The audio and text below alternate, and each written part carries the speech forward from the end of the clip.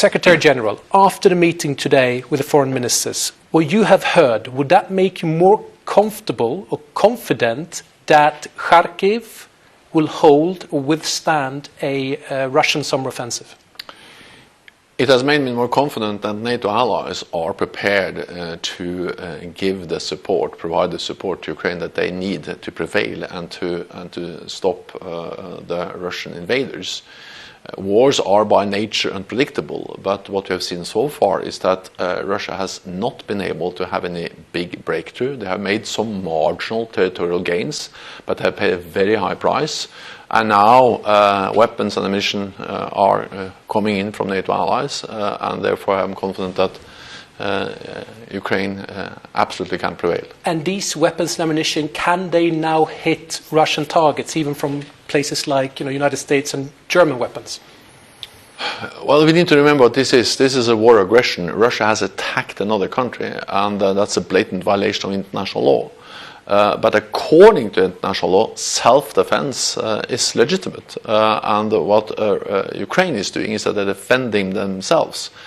And the right of self-defense also includes the right to strike targets on the territory of the aggressor. And that's exactly what Ukraine must be able to do, not least in Kharkiv, because there the front line and the borderline is more or less the same.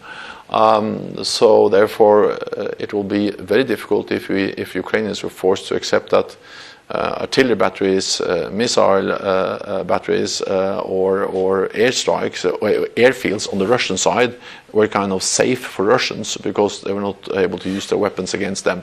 But I welcome therefore that NATO allies have eased restrictions and have made it clear that of course, Ukraine has the right for self-defense. What about nuclear radars? Can you hit those in Russia? Well, I will not go into the details about exactly how Ukraine should conduct their self-defense operations, but it should be in line with international law, and it should be conducted in a responsible way.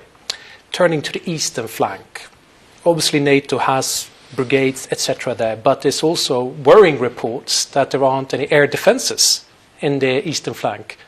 Is the eastern flank properly protected? NATO is capable, ready to protect all NATO allies. We have to remember that NATO is 50% of the world's military might, and we have many capabilities, and we have the United States, by far the strongest military power in the world.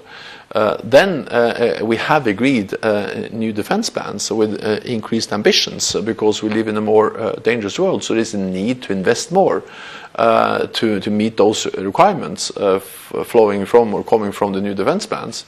And that includes also investing more in air defense.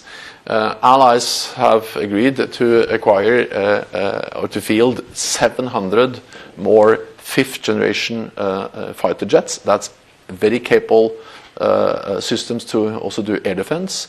We have just, Germany and the United States have just, or Lockheed Martin has just agreed to build a new factory for Patriot missiles in Germany, and many other allies are ramping up production. So there will be more, and we are investing more, including air defense. Sure, there are plans, yes, but are there actually equipment to fill those plans, and will they be done anytime soon? That's the question. Well, allies, when they now are increasing defense investments, they are all, not least, investing in advanced air defense systems. And just over the last few years, we have doubled the number of allies spending 2% of GDP. Not many years ago, it was less than 10. In the latest report in February, we had 18 allies spending 2% of GDP on defense, and I expect that number to increase even further. And this reflects that allies are investing more, and they're investing more, and not least in air defense. Poland, other allies are now buying huge amounts of advanced air defense systems, and production is increasing.